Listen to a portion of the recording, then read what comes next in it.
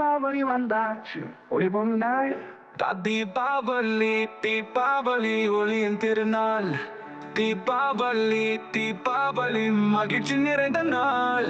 வீட்டெல்லாம் விளக்குகள், புது ஆடைகள் அழகு, சுற்றிலும் சிரிப்புகள், இனிப்புகள் நிறையவு நிறைந்த நாள். கைத்தட்டி சொல்லலாம் இனிய தீபாவளி, மகிழ்ச்சியுடன் சொல்லலாம் ஒளியின் நாளாச்சு. ரங்கோலி வண்ணங்கள் தரையில் மலருது, வானில் பட்டாசுகள் மின்னி சிரிக்குது.